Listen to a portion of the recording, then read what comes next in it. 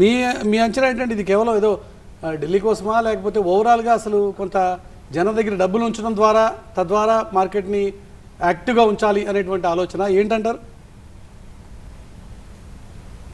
ఇప్పుడు వరల్డ్లో చాలా కంట్రీలు కూడా డిఫ్లేషను, ఇన్ఫ్లేషను రకరకాల కారణాలతో ఆర్థిక రంగంలో గ్రోత్ పరంగా వెనక్కబడ్డాయండి.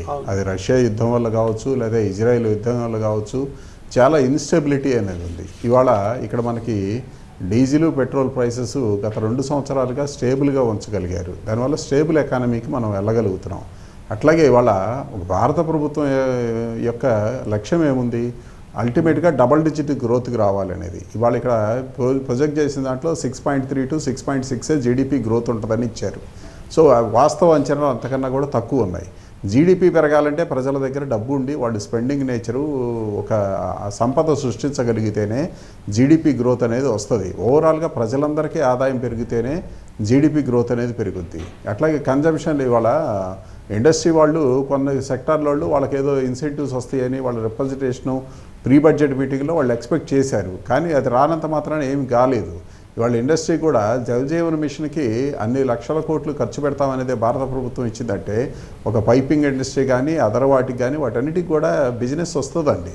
అట్లాగే ఇన్ఫ్రాస్ట్రక్చర్ విపరీతమైన ఇన్వెస్ట్మెంట్ చేస్తామని భారత ప్రభుత్వం చెప్పిన తర్వాత వాళ్ళకు కూడా ఇండస్ట్రీ కూడా బాగానే ఉంటుంది. తాత్కాలికమైన టీవీలు పెంచితేనో, లేకపోతే టీవీల రేట్లు తగ్గిస్తేనో, లేదా ఫ్రిడ్జ్ల రేట్లు పెంచితేనో తగ్గిస్తేనో అది ఎకానమీ గ్రోత్ అనేది అది లిమిటెడ్ ఇదండి. ఇన్ఫ్రాస్ట్రక్చర్ పెరిగితే డెఫినెట్గా మనం అనుకున్న జీడిపి గ్రోత్ కనుక తీసుకురాగలిగితే ఇది పాజిటివ్ ఇంపాక్ట్ లాంగ్ టర్మ్లో బ్రహ్మాండంగా ఉండేది కనపడుతుంది.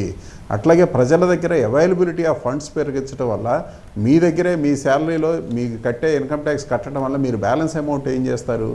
ఏదన్నా సేవింగ్స్ అన్నా చేస్తారు, లేకపోతే ఏదన్నా ఇన్వెస్ట్మెంట్ అన్నా చేస్తారు, లేకపోతే ఇంట్లో ఉన్న అవసర డ్యూరబుల్స్ని కొనుక్కోవటం అన్నా చేస్తారు. అట్లాగే మీ లైఫ్ స్టైల్ అనేది పెంచడానికి ప్రబోధించారు. అదేవిధంగా అర్బన్ ఇన్ఫ్రాస్ట్రక్చర్ పెంచడం వల్ల హెల్త్ మీద కానివ్వండి, వెహికల్ వాటి మీద కానివ్వండి, మనం స్పెండింగ్ నేచర్లో కొంత సేవింగ్ అనేది ప్రజలందరికీ అవడానికి అవకాశం ఉంది. కాబట్టి స్టాక్ మార్కెట్స్ ఇవాళ కొద్దిగా నెగిటివ్లో స్పందించడం అనేది తాత్కాలికమే కానీ పెద్ద ఇది కాదండి. అంత సెన్సెక్స్ కూడా 10% పట్టడం, 5% పట్టడం అది జరగదండి. కాబట్టి ఓవరాల్ మీద ఇది రేపు మండే, ట్యూస్డేలో జరిగే దాంట్లో పాజిటివ్ ఇంపాక్టే మొత్తం ఇండస్ట్రీ కూడా రెస్పాండ్ అవుద్ది. కానీ మనం లాంగ్ టర్మ్ ప్రాస్పెక్టర్స్లోనే చూడటం అనేది ఎప్పుడు కూడా మంచిదండి. ఈ బడ్జెట్ మాత్రం ఓకే. ఇప్పటికిప్పుడే ఏదో మార్కెట్ కొద్దిగా డౌన్ ట్రెండ్లో ఉంది కాబట్టి ఇదే పెద్ద వరీడ్ ఫ్యాక్టర్ అయితే కాదు అంటారు? కాదండి, వరీడ్ ఫ్యాక్టర్ అయితే కాదు. ఇది ఓవరాల్ ఇండస్ట్రియల్ గ్రోత్ కానీ ప్రజల యొక్క ఎకానమీ పెరగటానికి కానివ్వండి. జీడిపి చూడండి, వాళ్ళు ప్రొజెక్టెడ్ 6.3 to 6.6 ప్రొజెక్ట్ చేశారు. అసలు ఎన్డీఏ ప్రభుత్వంలో వీళ్ళు ఒరిజినల్గా తెచ్చిన దాంట్లో 10% డబుల్ డిజిట్ గ్రోత్కి రావాలి అనేది వీళ్ళ లక్ష్యం.